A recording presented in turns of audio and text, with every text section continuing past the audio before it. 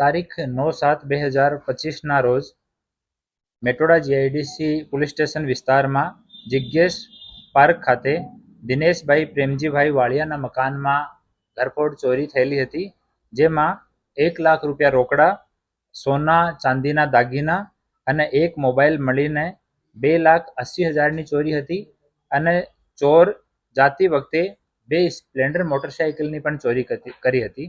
એમાં Metoda GIDC police સ્ટેશનની team એક મોબાઈલ નંબર એક્ટિવેટ થયેલો, આમાં ચોરી થયેલા મોબાઈલમાંથી એના આધાર ઉપર ટેકનિકલ સર્વેલન્સ અને હ્યુમન ઇન્ટેલિજન્સના આધારે 3 આરોપીઓની અને એક બાલ અપરાધીની ધરપકડ કરી છે.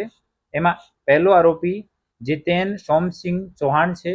એ પોતાના સ્ટેટમેન્ટમાં 8 ગુનાહોની કબૂલિયાત કરી છે. આ 8 ગુનાહોની ચકાસણી ચાલુ છે. અમે એમપી પોલીસ સાથે પણ સંકલનમાં છીએ કે ત્યાં કયા કયા પોલીસ સ્ટેશનમાં કયા કયા ગુનાહો દર્જ છે.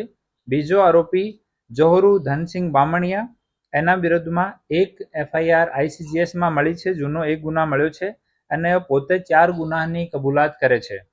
ત્રીજો આરોપી મહેન્દ્રસિંહ ભેવાનસિંહ મહેડા, એના વિરુદ્ધમાં ટોટલ 4 ગુનાનીઓ કબૂલાત કરે છે.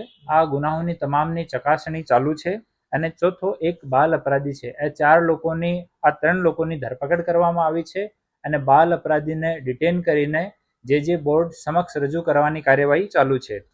આમાં એ તમામ લોકો મધ્યપ્રદેશ જિલ્લાના રહેવાસી છે અને આમાં એક રિસીવર તરીકે રાજ લલિત સોની, આ અલીરાજપુર એમપીનો રહેવાસી છે.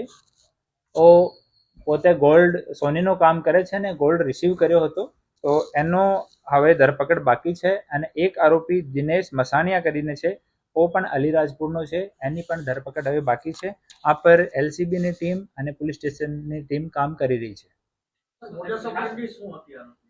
એ લોકો આમાં એક જો માણસ છે જોરુ, આ જોરુ મોરબી ખાતે ખેતોમાં ભાગિયા મજૂરી તરીકે કામ કરે છે અને જોરુ પહેલા ગામડે ગામડે ઘૂમીને જોવે છે કે કયો મકાન ખુલ્લો છે, ક્યાં આપણે ચોરી કરી શકે. એના પછી આ જોરુ ફોન કરીને જીતેનને, મહેન્દ્રસિંહને અને આ બાળ અપરાધીને, આ ત્રણને અહીંયા ઇન્વાઇટ કર્યા હતા અને એ લોકો ચોરીની મોટરસાઇકલનો યુઝ કરે છે અને ચોરી કર્યા પછી પણ જે મોટરસાઇકલ કોઈ મળી જાય, જેમ કે સ્પ્લેન્ડર સાઇન, જો ઇઝીલી આનો ચોરી થઈ શકે એવી મોટરસાઇકલને ટાર્ગેટ કરીને ત્યાંથી ફરાર થઈ જાય છે. હા, ચોરી કરીને જતા રહેતા અલીરાજપુરમાં. એના જો ગુનાહિત ઇતિહાસ છે એની અમે ચકાસણી કરી રહ્યા છીએ. ત્યાંની પોલીસ સાથે અમે સતત સંકલનમાં છીએ અને ત્યાંથી રેકોર્ડ મંગાવીને એના પછી જો પણ આવશ્યક કાર્યવાહી રહેશે એ કરવામાં આવશે. શેનું?